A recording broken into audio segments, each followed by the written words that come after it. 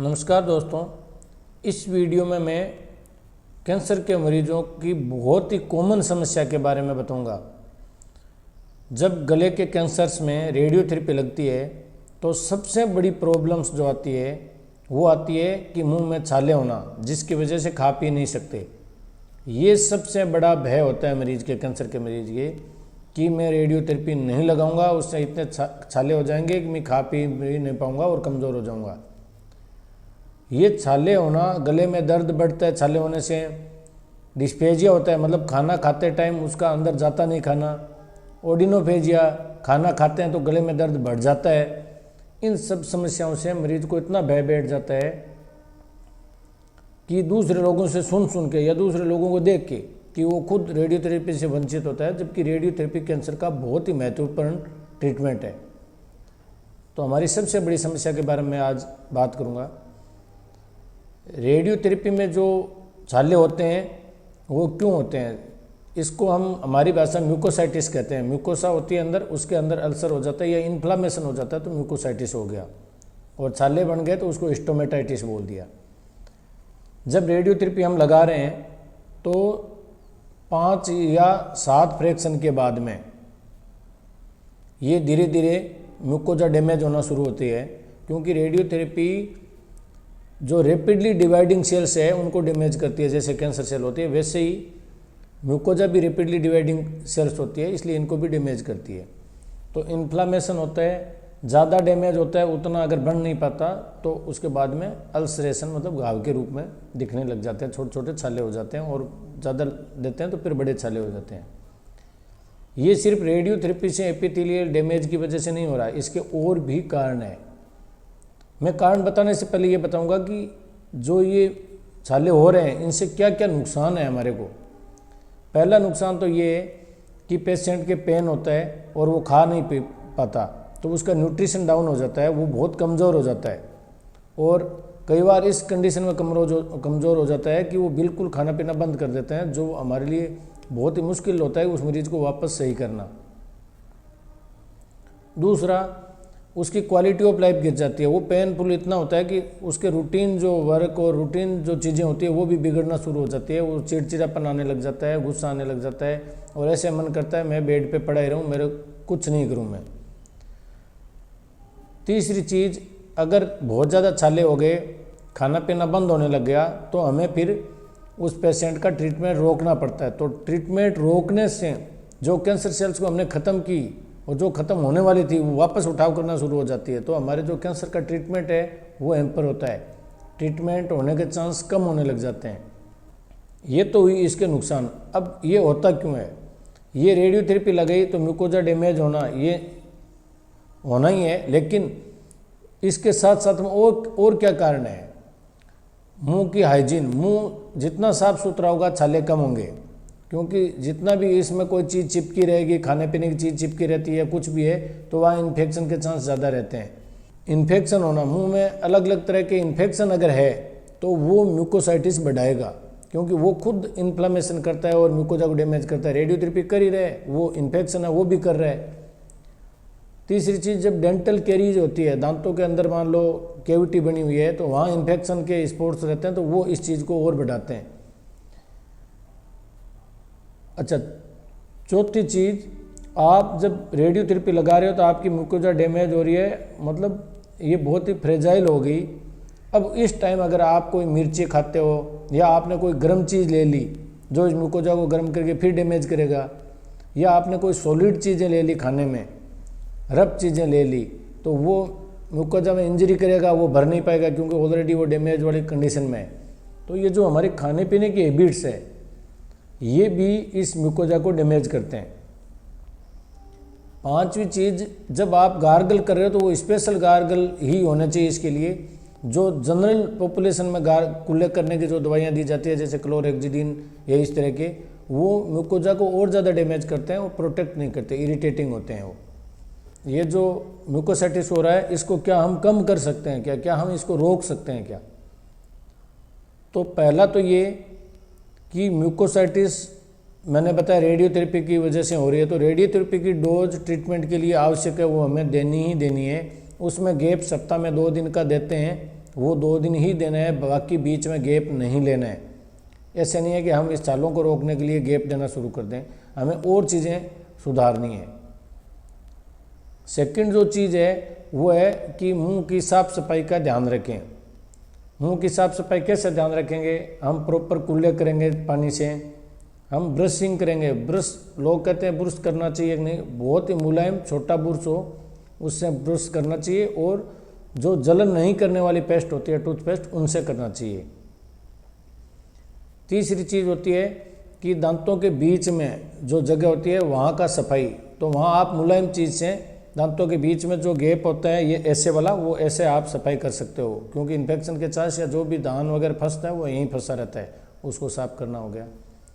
Radiotherapy शुरू करने से पहले अपने दांतों का चेकअप जरूर करवाना चाहिए दांत के डॉक्टरों से, कि वहाँ कोई दांत के लिए इन्फेक्शन है या कैविटी बनी हुई है, या जिस दांत की रूट खत्म हो चुकी है उनको तो पहले हटवा ही लेना चाहिए, और दांत हटाने के 2 सप्ताह बाद हम रेडियोथेरेपी शुरू कर सकते हैं। क्योंकि रेडियोथेरेपी लगने के बाद ये होता है कि 1 से 2 साल तक आप दांत निकलवा नहीं सकते। इसलिए जो भी दांत खराब है, जो हमारे इस म्यूकोसाइटिस को बढ़ा सकते हैं या बाद में दांतों का दर्द हो सकता है, उन दांतों को पहले हटवा देना चाहिए।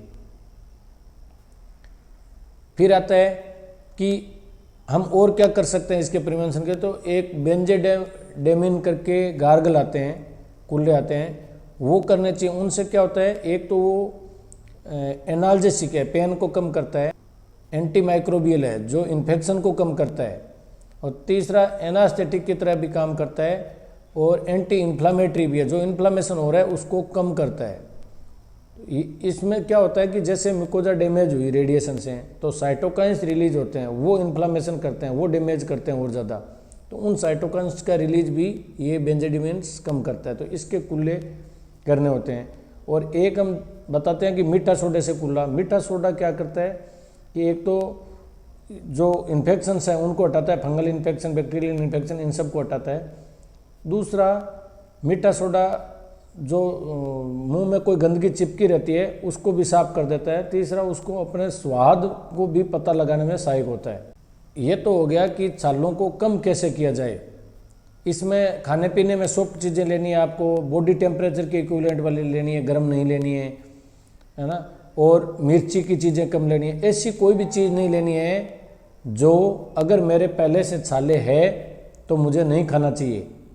ऐसी चीज़ें आपको रेडियोथेरेपी के दौरान लेनी नहीं है, चाहे छाले हुए नहीं अभी, लेकिन अगर मुंह की रेडियोथेरेपी लग रही है तो छाले होने के बाद जो चीज़ें दिक्कत कर सकती है वो पहले से ही आप हटा दो उसको।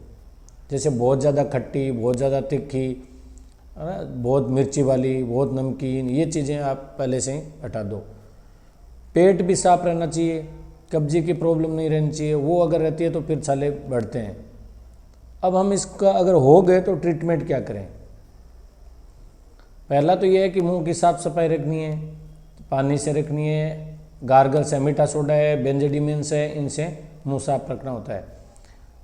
दूसरी बात है, जब छाले ज़्यादा हो गए, दर्द ज़्यादा करने लगे, तो मैजिक माउथ वॉश है, उसमें एक लिडोकेन विस्कस, लिडोकेन क्या होता है, जाइलोकेन होता है, जो हम लोकल सुन्न करने के लिए जो इंजेक्शन लगाते हैं, जो वहाँ पे पूरा दर्द नहीं होता उसके बाद कुछ भी करो आप, उसका विस्कस आता है वो। उसके साथ में दूसरे सॉल्यूशन जैसे मैग्नीशियम का सॉल्यूशन है, एल्युमिनियम का है, ये मिला के और डाइफेनहाइड्रामिन मिला के इनका जो सॉल्यूशन बनता है उनसे रिलीफ मिल जाता है, क्योंकि उसमें पेन कम होता है, सूदिंग इफेक्ट होता है, लेकिन बहुत बड़ा बेनिफिट नहीं मिल पाता इससे। अगर वो छाले बढ़ रहे हैं और पेन बढ़ रहा है तो इनसे नहीं रुक पाता। बहुत ज़्यादा दर्द हो रहा है तो आप पेन किलर दे दो, जो साधारण हम पेन किलर यूज लेते हैं वो दे सकते हैं। इसके अलावा फेंटेनिल पेच आते हैं, वो अगर हम चिपका देते हैं तो उसकी वजह से वो कंटिन्यूस पेन कम रहेगा। या फिर पेन किलर की जो लोकल एप्लीकेशन होता है, जैसे ओपीएम का माउथ वॉश आता है वो कर सकते हैं, या डॉक्सेपिन का माउथ वॉश आते हैं, वो जब बहुत ज़्यादा होता है तो वो वहाँ पे लोकल एनास्थेटिक इफेक्ट करेगा। वैसे मैं ये कहता हूँ लिग्नोकेन विस्कस को हम बहुत ज़्यादा यूज़ नहीं करना चाहिए, क्योंकि दर्द होता नहीं तो पेशेंट को लगता है नहीं, लेकिन जैसे ही उसका इफेक्ट खत्म होता है उसके जलन बढ़ने शुरू हो जाती है। तो ये चीज़ें हमें खाना खिलाने के लिए और इनके लिए तो काम किए, बाकी ये उन सालों को भरने में काम की नहीं है। उसमें तो वो प्रोटेक्टिव आप जो पहले वाले कि उनको रोकने के लिए क्या क्या कर सकते हैं वो चीज़ें ज़्यादा यूजफुल थी। इन सब चीज़ों के साथ साथ में हम राइस ट्यूब डाल सकते हैं, जैसे नाक से नली डाल देते हैं, वो रबड़ की होती है, सॉफ्ट होती है, उससे आप खाना पीना देते रहो, क्योंकि ये छाले होने से दर्द के साथ साथ में आपका न्यूट्रिशन भी इफेक्ट हो रहा है। तो वो नली डाल दे तो आप बॉडी को जितनी ज़रूरत है उतना न्यूट्रिशन तो दे सकते हो। उसके बाद में पेन किलर ले लिया तो ये काम चलता रहे। और अगर ग्रेड 3 या 4 हो जाता है और वो रिवर्स नहीं हो पा रहा, तब हमें रेडियोथेरेपी रोकनी है।